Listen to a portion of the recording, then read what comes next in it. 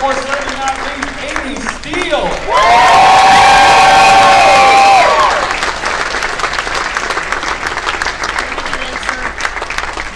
Thank you. There's our cast from Friday the 13th, Part 2. Everyone have a seat. Want to make a quick announcement. After this panel, if you want to get an autograph from Russell Todd, please do so. He'll be leaving early today at 4:30. Sorry. I gotta go back to a wedding. Yeah, likely.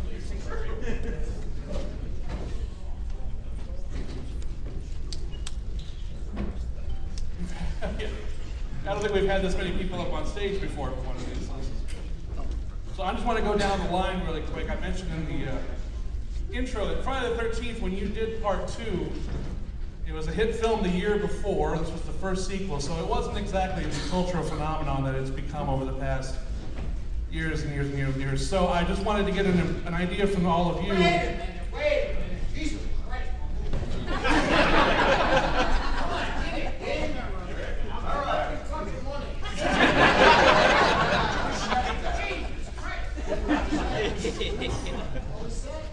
Yeah, we're good. I just want to go on record, I think that cursing is inappropriate. See, he talks without the sack. Hey, somebody get a sack. Put the sack on him, that will muzzle him. Hey, Anyway, moving on. I just wanted to get starting person with you and going down the line. What it was like to get the part and your first impressions of being part of this Friday the 13th world. Well, it was a big surprise to get the part. Steve Miner, who was the director at the time, happened to pull me out of thin air, it seemed like, because I got a call from my agents and I didn't go on any interviews or whatever. He just picked out people that he wanted, and he picked out this stellar cast that we have here, and we just rocked and rolled from then on. It was just nothing but fun. We had 3 months, so we shot in Connecticut and Spectacle Lake from September until the coldest day of the year, where they shot my scene in the lake.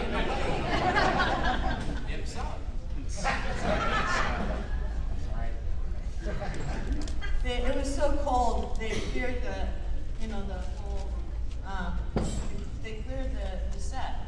And I said, where's all my people? And so I said, they don't go back in. And, it's a sort of semi-naked swimming scene, and I had to go in 5 times, in the freezing water. But they brought in an airplane engine to dry me off and hooked it up to a generator. So I was dry within, yeah, generator thing. Wow, big deal. And so I was dry within 30 seconds, and I had to go back in and block it, and rehearse it, and block it, and then shoot it again, and get back in and do backstroke, breaststroke, and freestyle. I hit everything, butterfly, yeah. But I had a blast with these guys. And, Did you swim before you got in the water? Oh no, I mean, that was part of the thing, It was a shark underneath me that was actually doing the stunt. So that's my big entree, and I'll pass it to Billy. I was working in New York, mostly as a theater actor, and I met Steve through a casting director in the usual kind of train of auditions and things like that. And fortunately, Steve and I hit it off really well in the audition. They were kind of pairing us up with different Sandras. I was not with Marta at that time, but they paired me up with another girl. And some of you have told this story, but the girl that I was paired with, she was like bouncing off the wall. She was like literally the most energetic, excited actress in this quote unquote, audition, improv. And I just kind of looked over at Steve, and he looked at me, and he's like, yeah, this girl's off the wall. And that's how I got the part, because we connected with the fact that this girl was off the wall. That's how I got the part. I'd never acted before. So since they did not hire the girl that's off the wall, There you are. I bounced in and out. And I haven't seen awards when I was underage, so you're not allowed to. They took a scene out of a very, very big movie a couple years before that, and it became Emancipated Minor. And I bounced off the wall, and they happened to hire me with Bill. They decided me and out. I don't remember too much actually from the auditions. I don't remember a lot of things, but I do remember. I think it was just one audition that I met on, and I was lucky enough to get the part. But I was so excited because I remember the first one, and I thought, wow, to be part of this franchise. Well, it wasn't a franchise then; it was one movie. But I was really excited to be part of it because I enjoyed the first one, and I was surprised I got it because I had been in New York for just a little time, and this happened quickly. So. Fantastic experience. I was that girl who was bouncing off the walls. No, really energetic girl. No, I mean, it's a very similar story. I've been doing a lot of commercials in New York City, including seeing Tom McBride on several auditions. And the casting director I actually knew because she cast me in a couple of other odd things. So when I went, they said, "Oh, Lauren, you're going to see Marge." I was like, "Oh, okay, that's great." So it's like, "Oh, hey, what's up? You want to do this?" I'm like, "Sure, I'll do it." And I got the part right then and there. And the only thing that creeped me out was they made us watch the first Friday the 13th movie, and I think I told a couple of you this story too. They made us watch it. I don't know if they made everybody watch it, but they made me watch it because I'd never seen a horror movie like that before. You know, I was into creature feature, but that was like Godzilla and Vincent Price movies and stuff like that. And I was watching, and I knew Kevin Bacon from, you know, being on the New York circuit, but I was like, what happened to all those other actors? Do they really kill you? And then when we got to the camp and I saw that we weren't going to be staying in a hotel, that we were living at the camp, I was like, get me out of here, you're going to kill us for real. This is like a snuff movie. And that's my story. I was in New York on vacation. I had really didn't know anything about Friday the 13th. I'd never seen the first one. I'd never seen a horror movie. And I was leaving like in 2 days, and my agent said, "Do you want to go read for this movie?" And I said, "What is it?" And they said, "It's Friday the 13th." And I said, "Isn't there another one?" That's how much I knew about it. They go, it's a sequel. That's what I said. And they said, "Yeah." So I went, and I met Steve, and then I went back to LA, and I really didn't think I was going to get the part. And then Steve actually lived in LA, so when he came out, we got together again. And he said, "Do you want to go see the Texas Chainsaw Massacre?" And I guess it was shortly before that, he said, "Do you want to do the part?" But had I not been in New York on vacation, I never would have been in the movie. I never would have met the lovely Amy. I never would have fought with the vicious Steve Dash. Yep. That's my story. I was on a photo shoot in the Poconos for a bride's magazine, portraying a honeymoon, a spectacular honeymoon.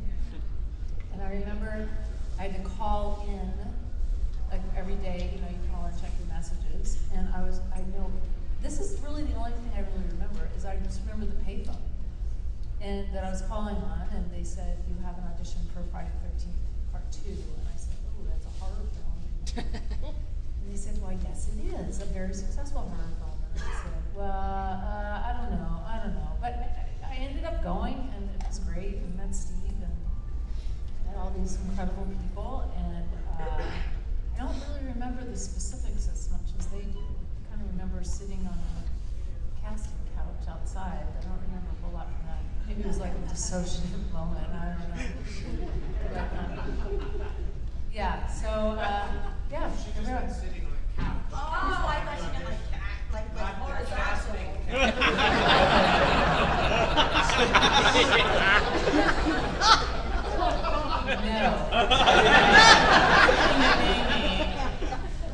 Not that time. You probably do that? These guys all have such dirty minds. You guys knew that I was just an upstanding actress who showed up and said, "Where would you like me to stand? What would you like me to say?" And I just did it, right?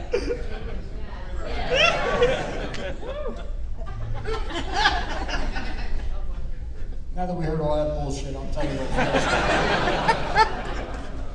First of all, Screen Actors Guild was on strike when this film was shot.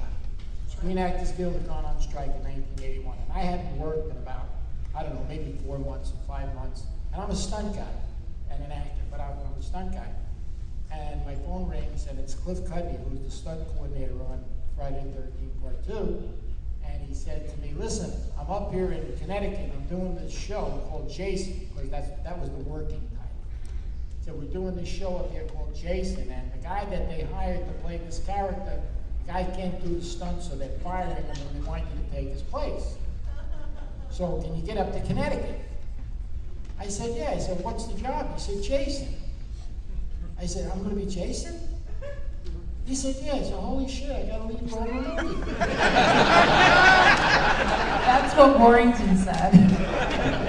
So I got very excited. I was only in the business about 2.5 years, and I said, holy shit, I'm going to be on Johnny Carson. I really did, I didn't know, so I get it. I didn't have any money to get up to Connecticut because I was in New York, and I borrowed $50 from my brother-in-law for gas, and I drove up to Connecticut, and I met Cliff Cudney, the stunt coordinator. He said, come on, I'll introduce you to Steve Miner, the director. By the way, just for trivia, Cliff Cudney is in that scene with Bill when The tow truck driver. tow truck thing, you stand there, that's Cliff Cudney. He's the driver. I digress. Don't ever interrupt me. Yeah, they don't like that shit. Like, show of hands, you like that shit? All right, I take it back, I'm sorry. At any rate, Cliff meets me, and we drive up to this compound, and he takes me in to meet Steve Miner and Dennis Murphy, the producer, and they're sitting down at a desk, and they look up at me, and they look at Cliff. They said, he looks pretty good. Take him into wardrobe. I said, what are they talking about? He said, well, we already shot some stuff with this guy in the woods running, so we want to make sure the costume fits. I said, okay. So we go into wardrobe. I put on the coveralls, the shirt, and all that shit, and I can't get the shoes on. He said, you got to put the shoes on. I said, they don't fit. They're too small. He said, you don't wear the shoes, you can't get the job. Because they already shot it, they want to match it. I said, okay. So I squeezed my feet into, because I hadn't worked in 5 months, I needed the money. And I go back in, and they look at me, and they says, wow, the costume fits good, get the bag. I said, what bag? He says, they got a bag over your head. He says, they got a bag over my head? He says, yeah, well, what it is, you got the bag on for the whole movie. And then at the end, they take the bag off, and you got this grotesque face. It's like the surprise thing. I said, really? He said, yeah. I said, all right, give me a script. He says, you got no lines.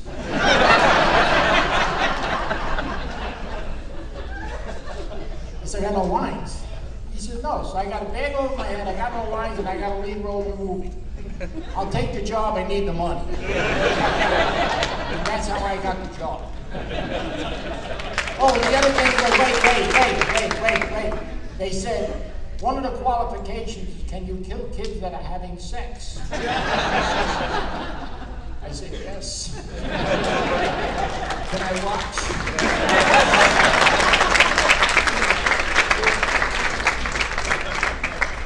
So it's going to be one of those kind of panels.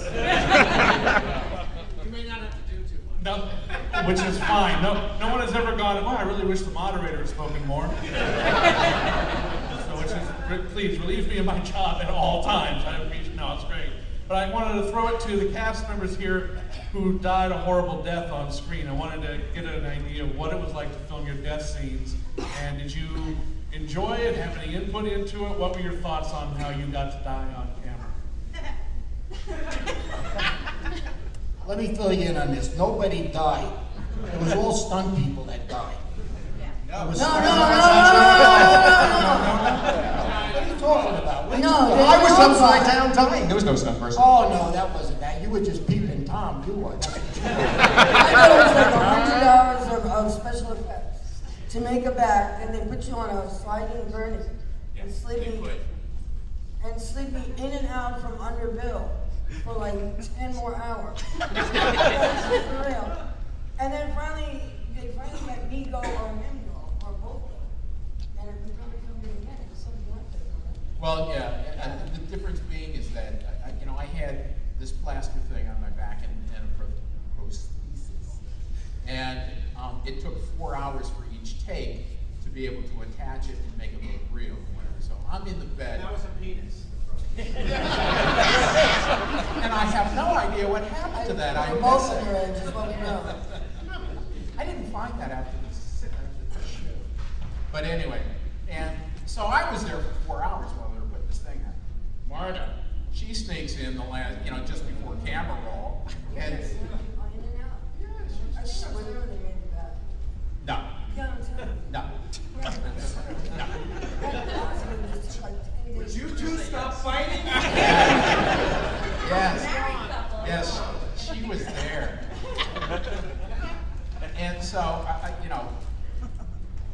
however you want to believe the story, essentially, we took 2 takes, and it took 4 hours for each take, and then, And if I remember, we were living in cabins in the. it was a lot of fun. Yeah. I'll talk about mine. I also had a prosthetic device. My friend John Paglione, who won the Academy Award for Dick Tracy. Remember all the prosthetics in that? So he did my piece, and they pre-slit it. So when the machete came across my neck, all I had to do was lean back. There's a guy in the tree with pumping the blood. And if one of the big things about my death scene is the machete was backwards. Yeah. Yeah, I hear that all the time.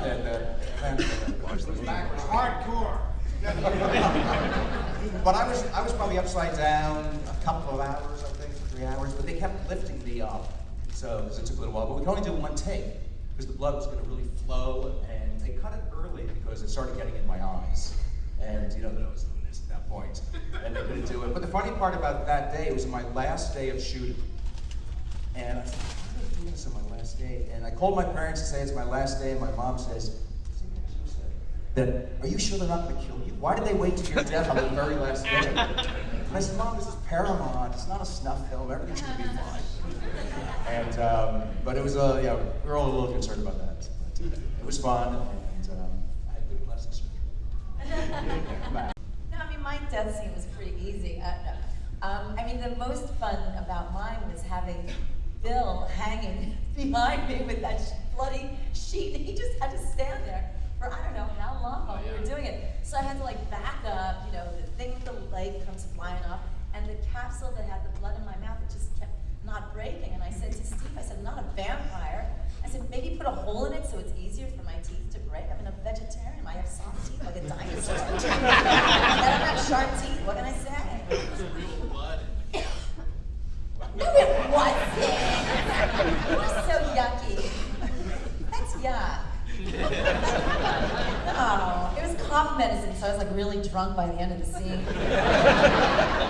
NyQuil or something, I don't know. But yeah, so it was pretty, but what you didn't see is, the whole stabbing through the stomach thing, which is how she really died. I thought she had died of a heart attack after seeing his mug behind the door. But yeah, it was a pretty easy scene, it was just all that screaming. But the upside of all that screaming is that later on, I wound up dubbing a couple of more horror movies with my various types of screams, including Prom Night. So yeah, it was kind of fun. Get that screaming girl over here.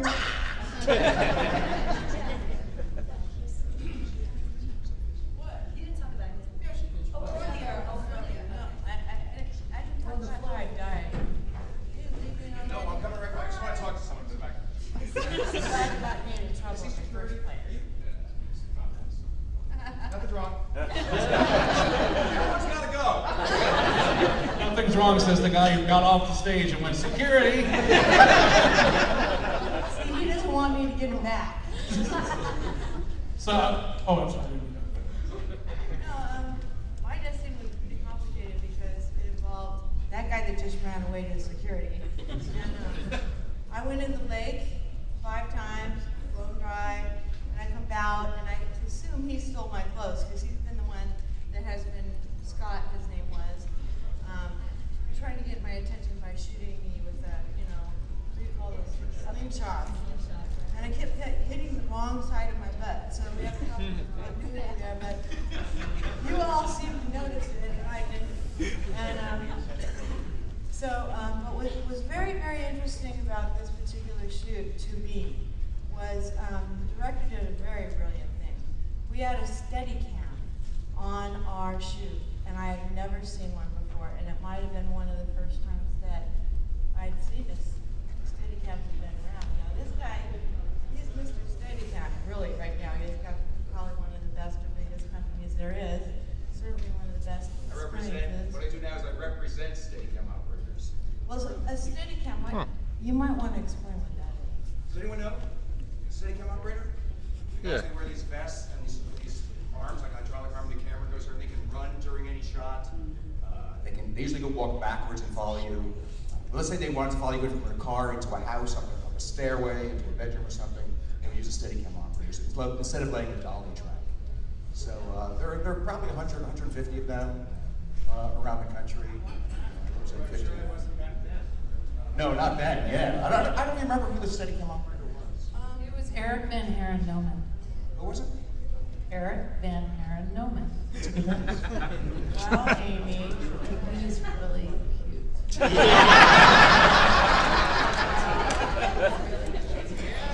but the problem was he was enshrouded in this like black thing, and the only thing that I could see when I finally turned around, and the director, Steve Miner, said, we rehearsed it with a dolly, a regular thing that goes straight, the track. And so he fooled me entirely. And then he brought in this guy with a Steadicam arm and the shroud and a little LED light that looks like a cyclops in the end. He said, don't turn around until the very end. And just don't turn around until I say so. So here we are rehearsing this thing with the track the whole time in the normal field. And then all of a sudden I go to cut Russell down, and Todd, and I'm swearing to him, if you do this again, I swear I'll kill you, you pervert, and all this kind of crap. And so I turn around, his throat slit with the back of the machete. And so Steve says, now! And I turn around, and this whole arm just goes, woo, like this. And the thing with the Steadicam in this particular show was it took the point of view of the monster. You know? Don't you think, Russell? Yeah. And so that was what was so interesting about this particular show. But that was the first time I had seen the Steadicam. And it had been following me around and, looking, and I was looking in the drawers for a knife to cut him down and cursing, and I'm thinking, oh, something's behind me. And in fact, there was a Steadicam behind me. Walking like a monster. So it can be either said to be walking like a monster, or gyroscopic, where it's not walking like a monster, or having certain places. It's really an incredible piece of equipment. Anyway, I can't say enough about it. So what was scary, I just turned around when Steve said, turn around. And so I turned around and I went, so if you see my pictures, there's like 100 pictures of me going, ah! And that thing lives on. I mean, I still get residuals for that. Even though we were on strike at the time. So that's, and then the other question that people ask, I think they'll let the audience ask questions, but they didn't show how I actually died. They didn't show the monster actually getting to me. They just showed me screaming, and they showed me on a pile of bodies later, which was just a scene that was left out and had to be shot later, which cost the production company a bloody fortune.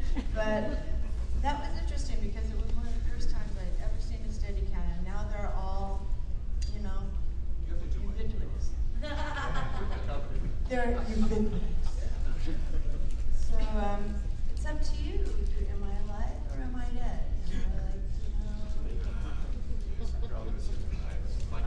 Like Ted at the bar that never comes back. Where the hell is Ted? I could say where the hell is a lot of you, but anyway, we don't know really what happened to me. We're just laying on a pile of bodies. There's no blood on me in the end, and so I might come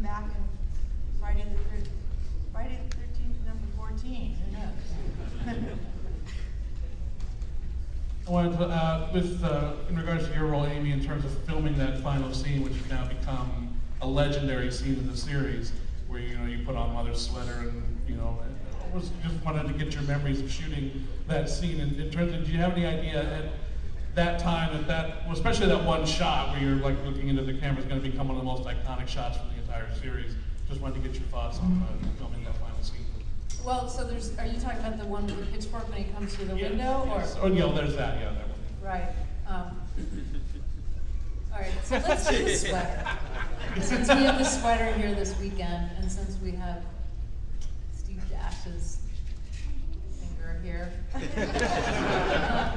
So it was a scene that was, late at night, and it was kind of fun to shoot that one because, well, what I really remember, there's two things I remember. The first thing is that I remember Steve Miner saying, "Okay, Amy, you're gonna put the sweater on." I was like, "I'm gonna put that sweater on? That's disgusting." And I thought, wasn't that in the script or anything? But it must not have been, because I was shocked when he said I had to put that thing on.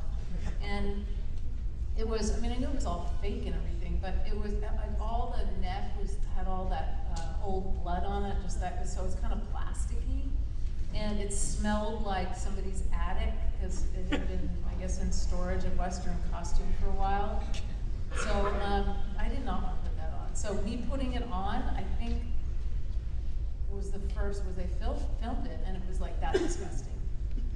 And then as Steve so kindly points out time and time again, that actors suck at stunt work. So we had a count, when all of a sudden I have the machete behind my back, and then he's got the pickaxe on the side and up here like this. So on the count of 3, I bring it down, right? So all of a sudden we're filming, and it's 1, 2. Steve's finger was right there, so I'll let him finish the rest. First of all, Cliff, who was the stunt coordinator, didn't want to use Amy. We wanted to use a stunt girl because it was an action scene. And it was a real machete, and Steve Miner they had a real heated conversation about it, that Cliff wanted to use a stunt girl.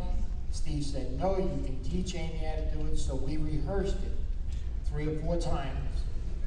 She didn't listen to shit that I said.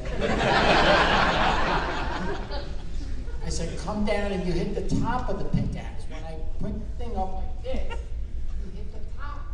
You got it?" She says, "Yeah, I got it." She didn't do it. She tried to kill me. She came down so freaking hard, she hit my finger. This one. It got 13 stitches because we went to the hospital. She came down with the machete. I'm standing there holding my hand saying, "I lost my finger." My fucking finger's on the floor. We couldn't find it because there was so much fake blood all over the place. She's standing there. She got diarrhea because she didn't know. Cliff kept trying to calm it down, but she said, "What did I do? What did I do? I didn't do it. You didn't do it right." And I had to go to the hospital. Because of this bitch. I'm marked for life. And every time I see her, I say, "Hi, Amy." And I want to add that she didn't talk to me one time during that whole goddamn filming. The first time I talked to her was 25 years later in LA, right? Did I say I'm sorry about your finger? No, you didn't say shit to me. You might have told Cliff, you didn't tell me. I said, "That bitch don't even care." I went to the hospital, they stitched me up, and Cliff and I wanted to have a relaxed set when we came back. So Cliff gets this great idea. I got an idea. I said, "What?" He said, "Let's get tutus." I said, "Tutus? What do you mean tutus?" "Ballet tutus. We'll come in, they're all eating, we'll walk into the cafeteria with the tutus on." I said, "You bullshit me." He said, "No, we can do it." And that's what we did, remember? We showed up after the hospital. And what do you mean you don't remember? I got a picture of it, for Christ's sake. And we showed up in tutus. She fucked up the whole thing. I just remember him coming back. I mean, first of all, I couldn't talk to you because you had a bag over your head. Right? So, and I just remember him coming back and going, oh, look at it. I was like, oh my God. Like, and they had to cover it up again with dirt and blood. And I just felt so horrible. And I said, well, how are you going to cover it all up? So it was a rubber. They put like, yeah, I got a rubber on my finger. Oh, that's handy. But,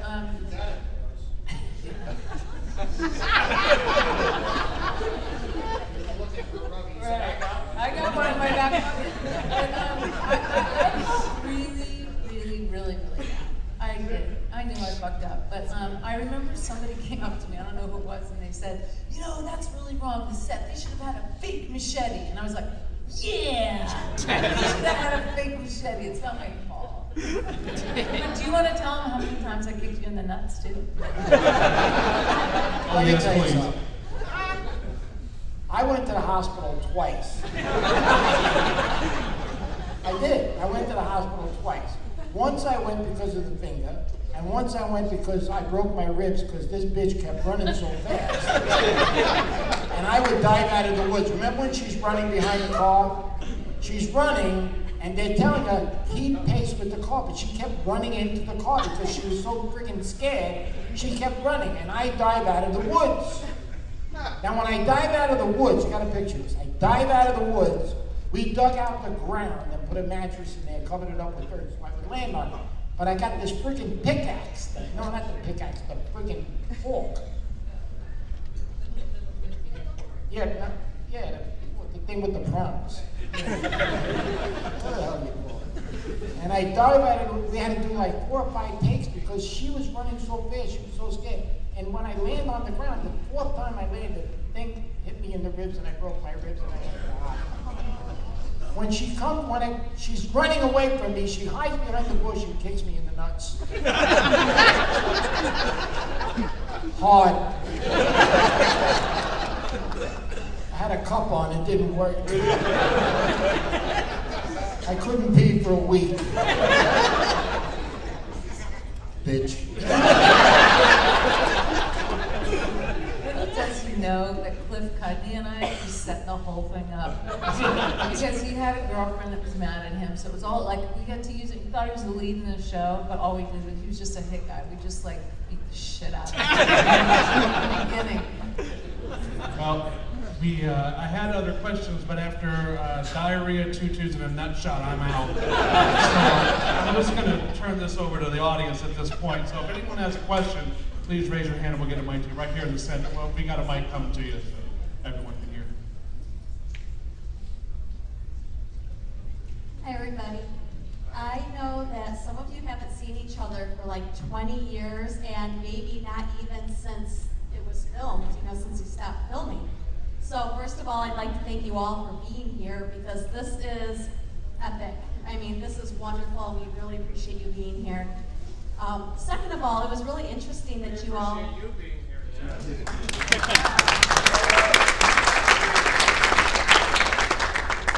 And second of all, it was very interesting that you actually stayed at the camp while you were filming. So I was wondering, while you were there, were there any shenanigans, pranks, any weird things that happened? Camp stories that you could share with us. I'll tell you one.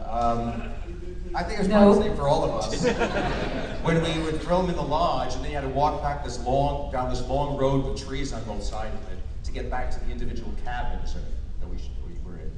And invariably, someone who had finished before you or a crew member would be hiding in those trees on both sides, and you'd be walking down, you heard, yow, yow, yow, yow. And they tried to scare the shit out of you, and you know what they did? Even though we were there and we knew Jason and we knew we were making a movie, it was still scary. Well, I wonder who came up with that idea, Russell. I want to point out one thing on a serious note, really. Serious. No, serious. It's about you. You better shut up. It's about you. John Fury, by the way, I swear to God to you, we had 2 fight scenes in the movie. One when she said, Paul, there's somebody in this fucking room. We had that fight scene. And then we had the fight scene with Chef. I gotta tell you, he's not a stunt guy, but he was absolutely phenomenal. We did the rehearsals, we did the fight scenes, he was great. It wasn't that a pleasant surprise after It wasn't. He was absolutely great, I have to tell you. Got to give John a hand. He did a great job.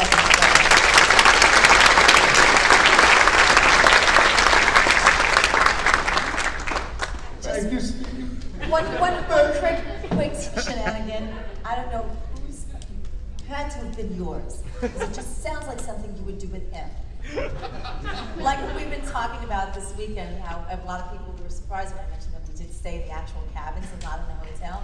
And they all knew that I was a New York City girl, had never been in the country in my life. You know, just scared to death of the dark and mountains and cabins and screen windows. And these clowns, I don't know whose idea it was. I was putting my stuff away in my cabin, hanging up my things, and all of a sudden I hear fingernails on the screen outside the windows.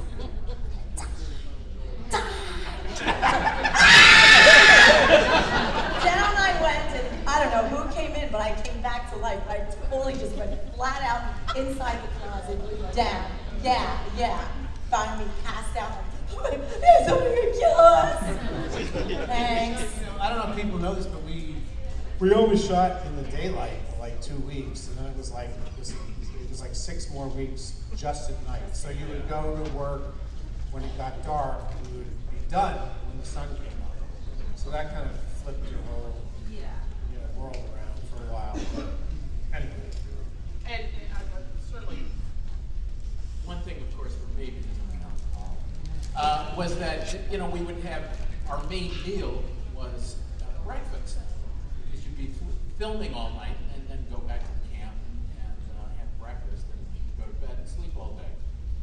And so it became a thing where everybody would bring, you know, some kind of a local libation or something that was, you know, famous from your town or whatever, you know. So we had this collection of different drinks that would show up at breakfast. Next to the eggs. Pancakes and bourbon. I'm waiting for you to buy me a drink. Yes, I'm actually probably a little older than most of the people because I was the head camp counselor. And when I got there, I had no idea we were staying in cabins. And I said to Steve, I go, really? I go, but I'm in a hotel room, right? And Steve goes, no, he goes, I'm in the cabin too, but he sort of was. He was in like a, he was in a nicer cabin. Like, yeah, I wasn't expecting cabins. I thought that was, but you got used to it. It was kind of fun. Except every night when I was trying to sleep, Amy would knock at my door. Just trying to get some sleep, Amy. That was the mornings after all the booze. Do you have another question from the audience up here? We have one right here in the middle. Hello? Hello? First off, I think this is the best of the series. I just want to say that right there. Applause. Thank you very much. Come up here. There's still a seat here. Come up here. My wife's in the back. Okay, here we go. So for Paul, was there ever a death sequence that actually filmed anything? Are you dead? Are you alive? What's the deal?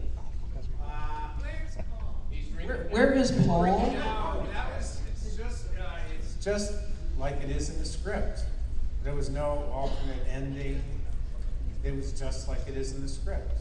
You know, that was all scripted, and that's the way it ended. It was left sort of up in the air, you know. I wish I had a more dramatic answer for you, but yeah, that's it. There's a lot of stuff left out of that script. My death wasn't even filmed, and then I had to come back and shoot it several months later in a soundstage in Los Angeles and try to take it and make it look good, because that was left out of the script.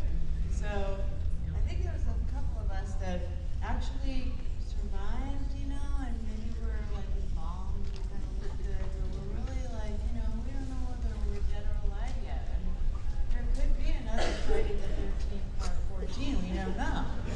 What do you guys think? I want to know. Next question right here in front. So after this movie came out, I'm sure the critics ravaged it, but the fans flocked to it. And I wonder if any of you were able to see the film in an audience, in a theater with an audience, and what the reaction was told me that. Yeah. The first Was that screening. you?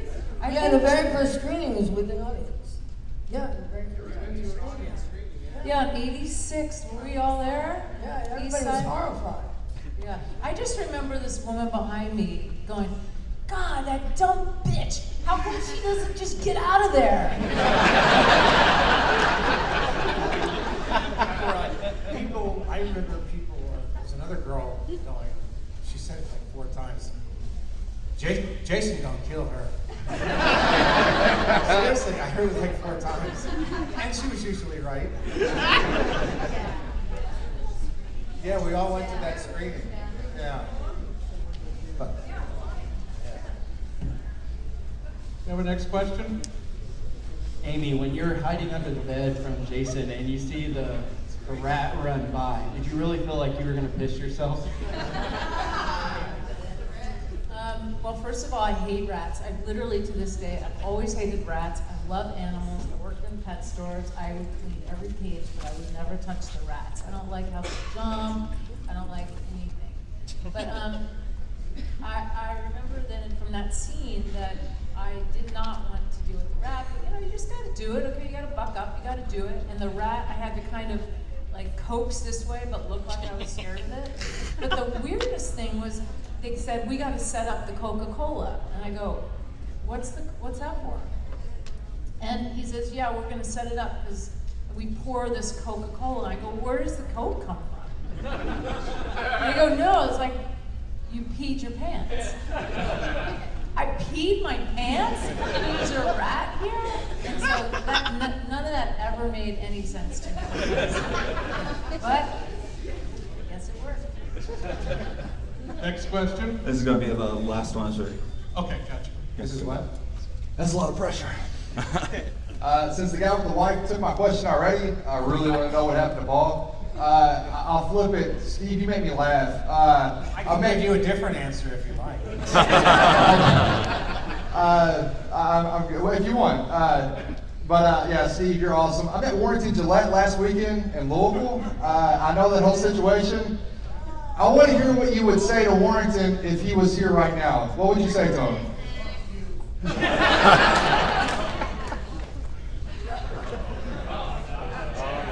Let me tell you something. I know Warrington. He's not a bad guy. He's really not a bad guy. The problem was when they started to do conventions. Does everybody know what the story is, by the way? If you don't, no. He started to do conventions, and when he started doing conventions, fans were asking questions, and he felt obligated to answer the question. I killed this one, and he started saying, I did this, I did that. And then when somebody said, well, what about that guy, Steve Dash? He said, who's that? That pissed me off. And the only way I found out about that he was saying all these things about me over the circuit was when they wrote the book, The Making of Friday the 13th by David Grohl. And he said, I didn't even want to do the book because I didn't care about Friday the 13th at the time. And he said, this guy Warrington is saying he did all your work. I said, what are you talking about? And me as a stuntman, I've been a stuntman for over 40 years. It's like an artist, like a painter. You don't want somebody saying they did your work. And then we had this confrontation in California, me and him, and I straightened him out. I took all my pictures off his desk and threw them in a garbage can. And he said, you can't do that. I said, stop me. I want you to stop me. No, he's a dick. So I just wanted to, and we're going to have to wrap things up here. I just wanted to say a couple things again. Remember, Russell Todd has to leave early today, so if you can get to his table after the panel, please do so. And then I also, with every panel, I like to have, it seems it works out, I have a personal memory associated with that movie that I just like to close with. And with this one, I went and saw, I think it was Friday the 13th Part 6, and they did a marathon of all the movies at that point leading up to it. And I'll never forget, I was sitting in the theater watching Friday the 13th Part 2. It was about midway through the movie, and I heard someone, a woman whisper to, I'm assuming she was a wife dragged there by her husband to watch these things. And I heard her turn to her husband and say, what is wrong with these fucking people? Why don't they just go home? And I was like, it's a very legitimate question. I don't have an answer. But I just want to first, before we say our final applause, when everyone gets up, if they want to take pictures of the whole cast up here, we'll start with this group here, we'll go to the middle, and then we'll have everyone turn to this side here so everyone can get a shot. There's So- a related thing about it, but to add on to what he was just saying, I had a friend who said to me one time, he goes, why in these movies, why is it always like 3 in the morning and a girl gets up and goes, I think I'm gonna go for a walk. No, it's if we start picking apart the logic, it's never a good Before we wrap it up, I want to tell you, after 35 years, seriously, you're the best fans in the whole friggin' world.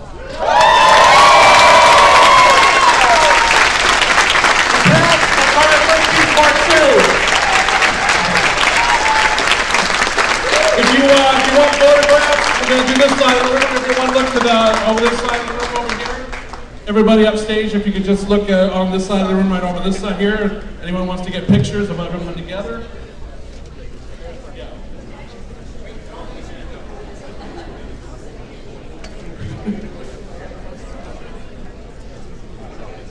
Their selfie with you guys.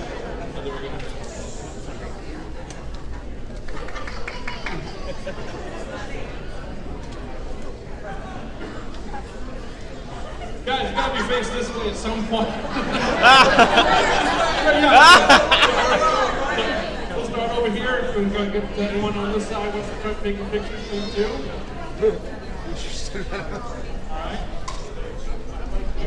Do the middle of the room.